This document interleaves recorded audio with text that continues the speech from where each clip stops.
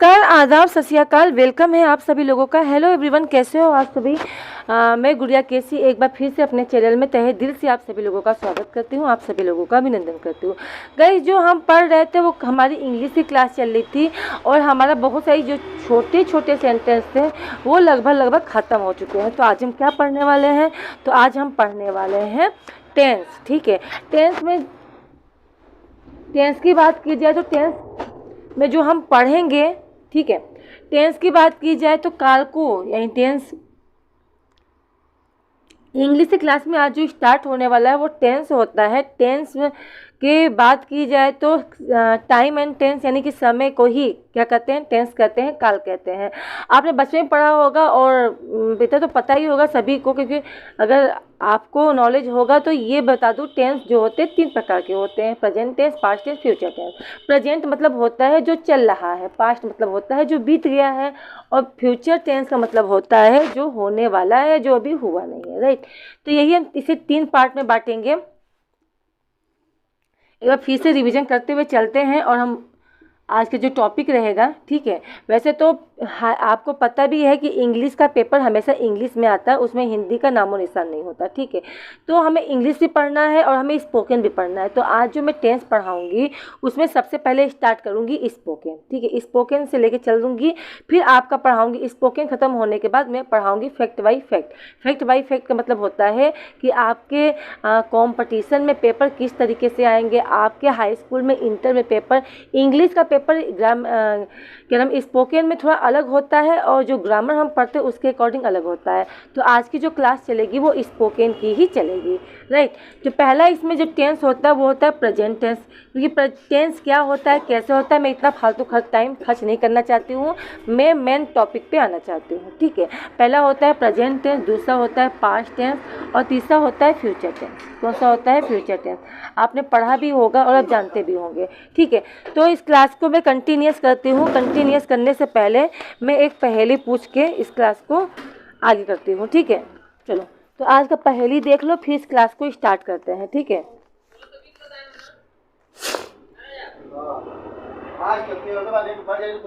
ठीक है, क्या नाम है पहेली। पहेली की बात की जाए तो पहेली है, वह कौन सा फूल है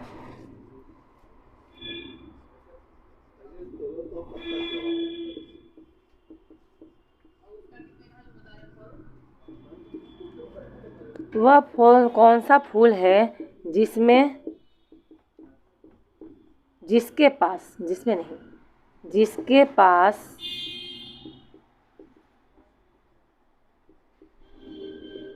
कोई रंग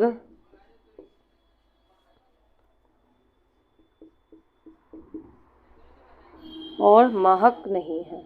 एक तो उसमें न तो रंग है और न तो क्या है, महक है, मतलब महकता भी नहीं है, पर फूल है, उसे फूल कहते जरूर है, ठीक है। अब कौन सा फूल है जिसमें कोई रंग भी नहीं है, ठीक है, किसी रंग का नहीं है, न सफ़ेद है, न हरा है, न पीला है, न नीला है, और न तो उसमें क्या है, महक भी नहीं है, यानी वो खुशबू भी नहीं देता है। तो वो क्या है ये आपको बताना है, ठीक है। क्लियर है? चलो, प्रेजेंट टेंस, पास्ट टेंस और फ्यूचर टेंस, यही बात हो रही थी, है ना। टेंस की बात हो रही थी, प्रेजेंट टेंस, पास्ट टेंस और फ्यूचर टेंस की बातें हमारी हो रही थी।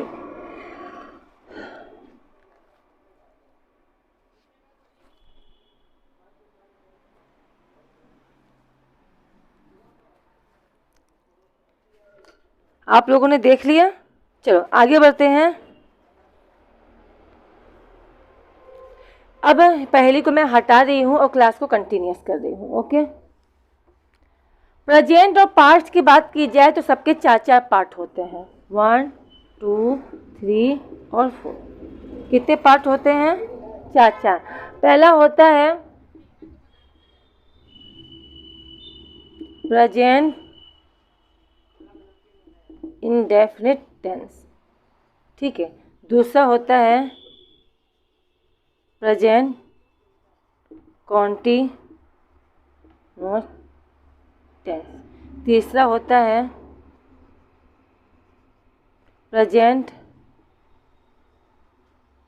परफेक्ट टेंस, और चौथा होता है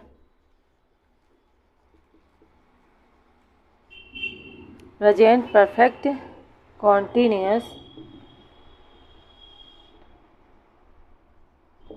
ठीक है, ये 4 प्रकार के होते हैं, present indefinite, present continuous, present perfect और प्रेजेंट परफेक्ट कॉन्टिन्यूअस। अब यही चीज़ पास्ट में भी रहेगा, जहाँ प्रेजेंट लिखा है वहाँ पास्ट कर दो, past indefinite, past continuous, past perfect और पास्ट परफेक्ट कॉन्टिन्यूअस। और यही रूल्स आपका फॉलो करेगा फ्यूचर में भी, जहाँ पास्ट लिखा हुआ है वहाँ फ्यूचर कर दो, future indefinite, future continuous, future perfect और फ्यूचर परफेक्ट कॉन्टिन्यूअस। ठीक है, अच्छा जी, ये तो रही एक बात है। आपको बता दूं, पूरा जो टेंस है, अगर बात की जाए टेंस की, तो जो पूरा टेंस है वह आपका वर्ब पर आधारित है। वर्ब मतलब पूरी तरह से कह लो वर्ब। आज बात करेंगे थोड़ा सा वर्ब के बारे में। ये पूरे टेंस में आपको कुछ मिले ना मिले 3 चीज़ मिलेगा। एक तो मिलेगा वर्ब, सब्जेक्ट, दूसरा मिलेगा वर्ब और तीसरा मिलेगा आपको ऑब्जेक्ट। ठीक है, सब्जेक्ट, वर्ब और ऑब्जेक्ट, इसी के आधारित, इसी पे क्या है, पूरी कहानी हमारी क्या है, आधारित है। ठीक है, चलो तो सबसे पहले हम थोड़ा सब्जेक्ट के बारे में बात कर लेते हैं। क्या होता है सब्जेक्ट, थोड़ा चीज़ें हम पढ़ते हुए चलेंगे, क्लियर होते जाएगी सब्जेक्ट क्या है, और थोड़ा सा पढ़ेंगे वर्ब के बारे में, और फिर हम पढ़ेंगे टेंस का स्पोकन स्टार्ट करेंगे। ठीक है, तो सबसे पहले उठाते हैं सब्जेक्ट को। ठीक है, ये पूरा टेंस किस पे आधारित है, सब्जेक्ट, क्या नाम है आपके, टेंस जो है पूरा वर्ब पे आधारित है। और वर्ब किस पे आधारित है, सब्जेक्ट पे। भाई कोई वर्ब किसे कहते हैं, वर्ब का मतलब होता है किसी काम का करना या किसी काम का होना। करना मतलब जैसे नाचना, खाना, खेलना, कूदना। ठीक है, ये सब चीज़ें हैं। अभी वर्ब की बात नहीं करूँगी, अभी मैं बताऊँगी आपको सब्जेक्ट के बारे में। किसके बारे में, तो सब्जेक्ट के बारे में हमारी बात होने वाली है। सब्जेक्ट की बात की जाए तो सब्जेक्ट 2 शब्द से मिलकर बना होता है। क्या, सब और प्लस जेक्ट, है ना, सब प्लस जेक्ट। सब किसे कहते हैं, सब मतलब होता है समबडी, सब मतलब होता है समबडी, और जेक्ट का मतलब होता है डूअर। डूअर मतलब काम को करने वाला। ठीक है, वह इंसान जो क्या करता है, जो काम को करता है, उसे क्या कहेंगे, हमारी टेंस में सब्जेक्ट कहेंगे। ठीक है, जो काम को करता है वो क्या है, वही आपका सब्जेक्ट है। यानी सब्जेक्ट के बारे में अगर आप लिखना चाहते हो तो आप लिख सकते हो सब्जेक्ट के बारे में,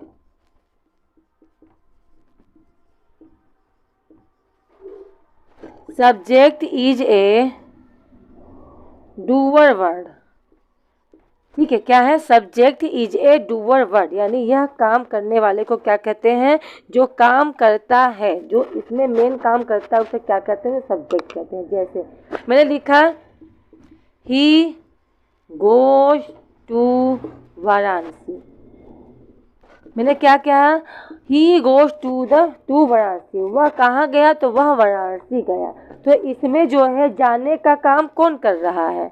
यहाँ पे अगर मैं आपसे पूछूं तो ही क्या है, ही सब्जेक्ट है, ही क्या है, सब्जेक्ट है, और गो क्या है, वर्ब है। तो पहली बात आती है, ये जो काम हो रहा है, जाने का काम कौन कर रहा है, ये काम जो हो रहा है किसके द्वारा हो रहा है, तो सब्जेक्ट के द्वारा हो रहा है।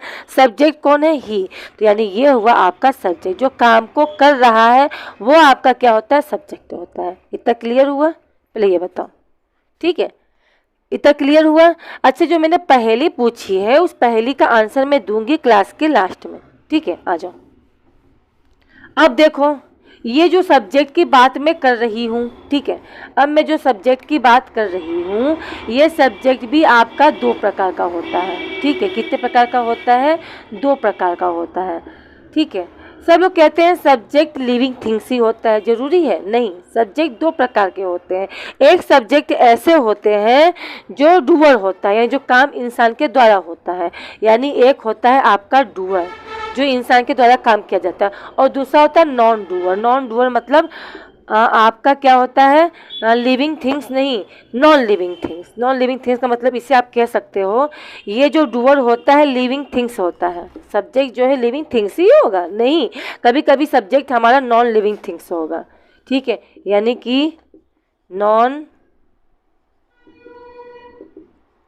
Living things. ठीक है, अब देखो, जैसे मैं कहती हूँ, जैसे मैंने कहा ठीक है, जैसे मैंने कहा वह जाता है, ठीक है, वह जाता है ही गोज, ठीक है, वह जाता है, क्या लिखा मैंने, ही गोज, ही गोज, जाने का काम कौन कर रहा है, वो, तो ये तो आपका हो गया क्या, टेंस, ठीक है, ये क्या हो गया आपका टेंस।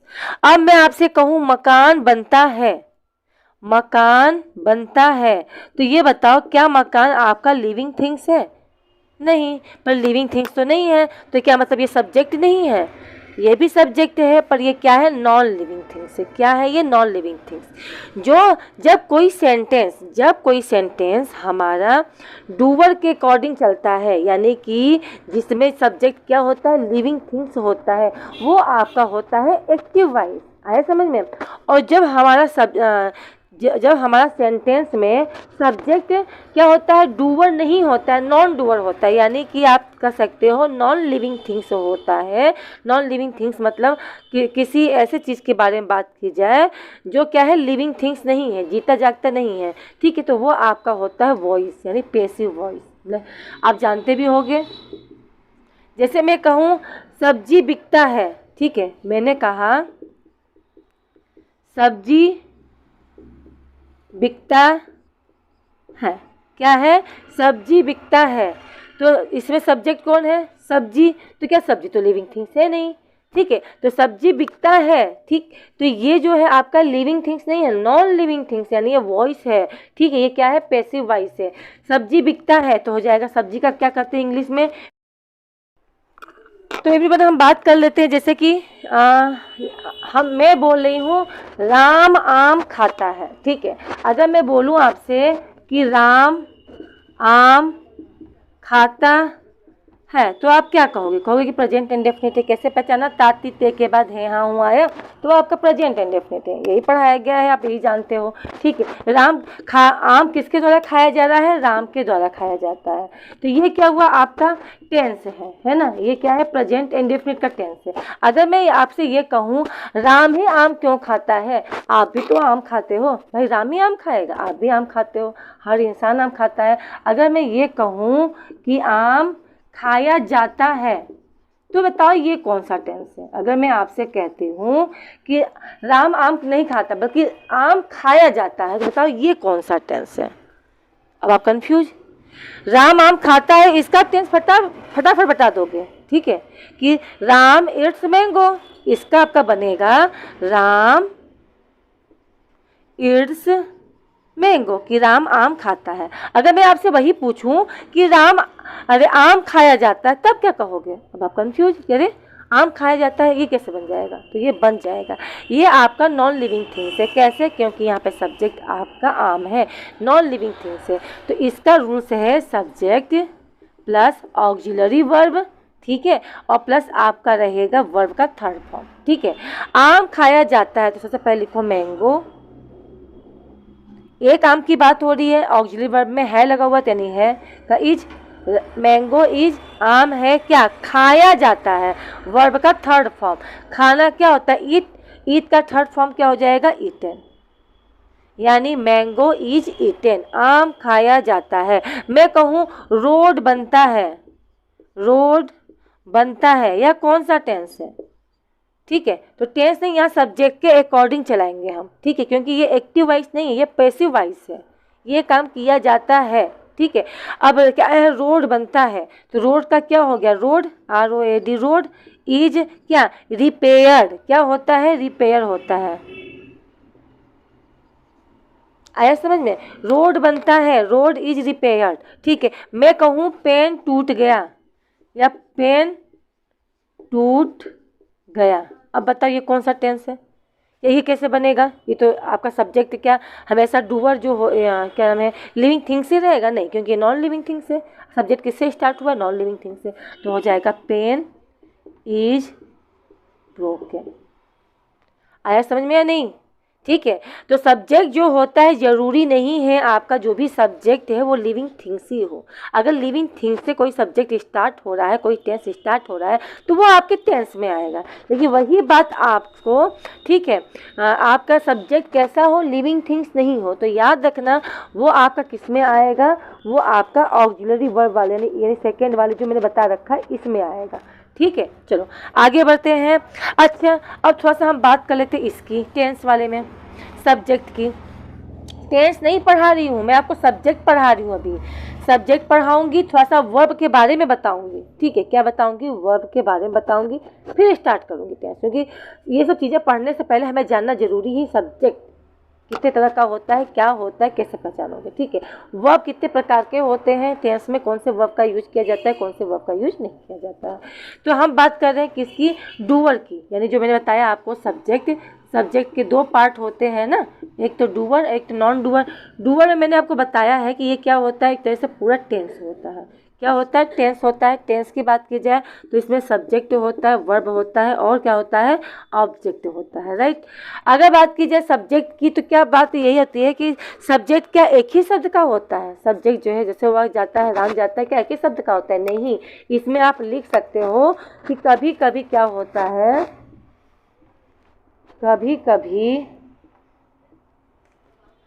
कभी जो सब्जेक्ट होता है, कभी कभी सब्जेक्ट एक से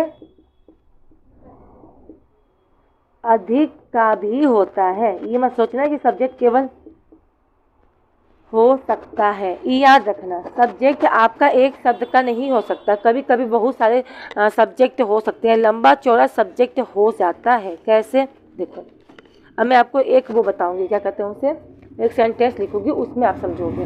मैंने क्या लिखा? कभी कभी सब्जेक्ट एक से अधिक का भी हो सकता है। जैसे मैं लिखूं, देखो, अगर मैं आपके सामने सेंटेंस लिखती हूँ और पूछूंगी बताओ सब्जेक्ट क्या एक ही वर्ड का होता है, तो आपको बताना है। मैंने बोला एक सुंदर और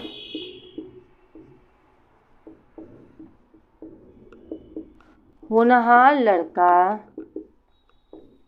या होनहार लड़की रोज अंग्रेजी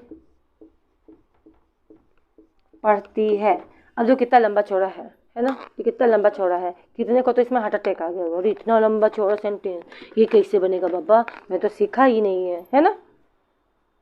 तो मैं आपको ये बताना चाह रही हूँ, इस सेंटेंस में ये बताना चाहती हूँ कि ज़रूरी नहीं है जो सब्जेक्ट है वो केवल एक शब्द का हो, केवल राम श्याम गीता रीता से नहीं, एक से ज़्यादा भी हो सकता है, ठीक है। तो यहाँ सब्जेक्ट कितना लंबा है, देखो यहाँ से स्टार्ट करो। एक सुंदर और होनहार लड़की, ये आपका क्या है? सब्जेक्ट है। देख लो, एक वर्ड का नहीं है, ये कितना लंबा चौड़ा है, ठीक है।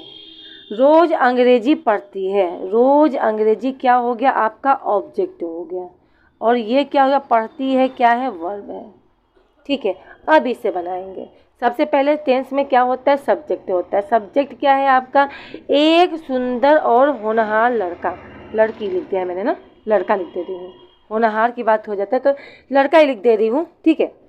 तो एक सुंदर, सुंदर का मतलब हो गया हैंडसम, है ना, यहाँ पे हैंडसम ही कहेंगे सुंदर लड़के को, तो हो जाएगा ए हैंडसम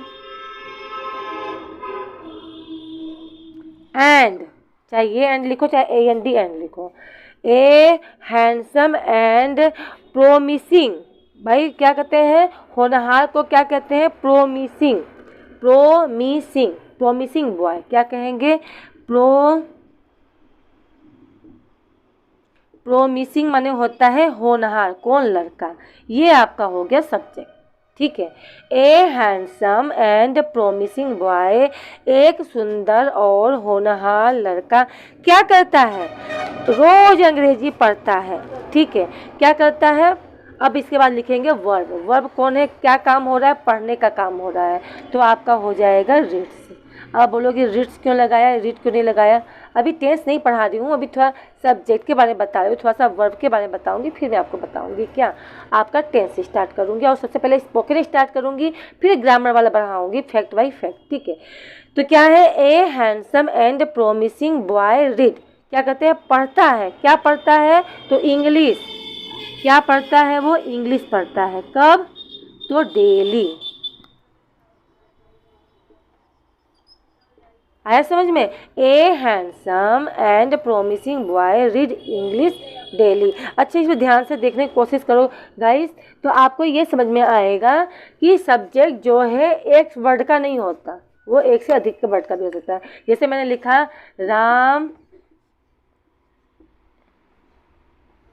राम आम खाता है, ठीक है, राम आम खाता है, राम इट्स मैंगो, ठीक है। इसमें देखो सब्जेक्ट एक वर्ड का है, जरूरी नहीं है एक वर्ड का हो, एक से ज़्यादा का भी हो सकता है।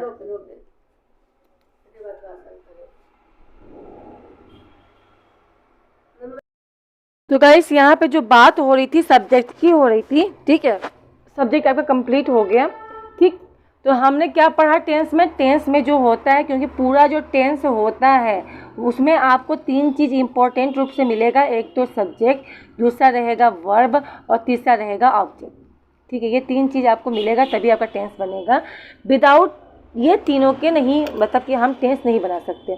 तो सब्जेक्ट हमने जाना, सब्जेक्ट दो प्रकार के होते हैं, एक लिविंग थिंग्स भी होता है, एक नॉन लिविंग थिंग्स होता है। अगर लिविंग थिंग्स है तो वो आपका टेंस है, यानी कि उसे हम कैसे बनाएंगे, पहले सब्जेक्ट फिर वर्ब फिर ऑब्जेक्ट, ठीक है। अगर नॉन लिविंग थिंग से स्टार्ट होगा तो वो आपका दूसरे तरीके से बनेगा, यानी कि दूसरे तरीके से मतलब पहले सब्जेक्ट होगा, फिर ऑक्सिलरी वर्ब और प्लस वर्ब का थर्ड फॉर्म, जिसे पैसिव वॉइस कहते हैं। ये जो टेंस होता है ये आपका एक्टिव वॉइस होता है, और जब इसे दूसरे तरीके से चेंज करेंगे तो वो आपका पैसिव वॉइस होगा, ठीक। फिर हमने ये पढ़ा कि जो सब्जेक्ट होता है ज़रूरी नहीं है कि केवल एक शब्द का ही आपका क्या हो, सब्जेक्ट हो, सब्जेक्ट आपका एक से ज़्यादा शब्द का भी हो सकता है, ठीक है। अब हम कल क्या पढ़ेंगे, तो कल हम जानेंगे वर्ब के बारे में। क्या जानेंगे, वर्ब के बारे में। वर्ब किसे कहते हैं, वर्ब कितने प्रकार के होते हैं, कौन सा मेन वर्ब है, कौन सा ऑक्सिलरी वर्ब है, कौन टेंस में हम कौन से वर्ब का यूज कहाँ पे करेंगे, इसके बारे में, ठीक है। और फिर हम स्टार्ट करेंगे क्या, आपका टेंस। टेंस में हम पढ़ेंगे सबसे पहले प्रेजेंट इंडेफिनिट, और प्रेजेंट इंडेफिनिट पढ़ेंगे और साथ में हम पढ़ेंगे आपका स्पोकन, ठीक है। तो अब जो क्लास स्टार्ट हुई है ये हर एक क्लास के बच्चों के लिए, क्लास 5th से लेके, ठीक है, क्लास 5th से लेके एबव, ये मतलब क्लास 6, 7, 8, 9, 10, 11, 12 ही नहीं बल्कि कंपटीशन वाले बच्चे भी हैं, तो इस क्लास को आराम से देख सकते हैं। क्यों देख सकते हैं, क्योंकि यहाँ से आपका स्टार्ट होता है जो ग्रामर में पूछा जाता है, ठीक है। तो ये आपकी इंग्लिश क्लास हमेशा आपको साथ काम देगा। अब थोड़ा चलते हैं हम पहेली की तरफ, ठीक है। पहेली आपकी पूछी गई थी, पहली थी वह कौन सा फूल है जिसमें कोई रंग और कोई महक नहीं होता। फूल तो उसको फूल कहते हैं, लेकिन उसमें क्या होता है, न तो रंग होता है और न ही महक होता है। तो इसका आंसर देख लो, किसका, पहेली का आंसर। जो पहेली पूछा था उसका आंसर क्या है, तो उसका आंसर है अप्रैल फूल, है ना। लोग अप्रैल फूल बनाते हैं, तो क्या उसमें कोई रंग होता है अप्रैल फूल में, या कोई महक होती है, नहीं, ठीक है। तो ये है आपके पहेली का आंसर। आई होप क्लास समझ में आया होगा, ठीक है। तो कल की क्लास जरूर से पढ़ना। कल की क्लास में हम पढ़ेंगे, थोड़ा ज़्यादा नहीं, पूरा डिटेल नहीं पढ़ेंगे, केवल वर्ब के बारे में पढ़ेंगे थोड़ा सा, और इसके बाद हम स्टार्ट करेंगे अपना टेंस, ठीक है। तो मिलते हैं कल की क्लास में। बहुत इंपॉर्टेंट क्लास चल रही है, स्पोकन वगैरह सब कुछ स्टार्ट कर रही हूँ, इसीलिए इस क्लास को लोगों तक पहुँचाओ, ठीक। Okay, bye bye, see you.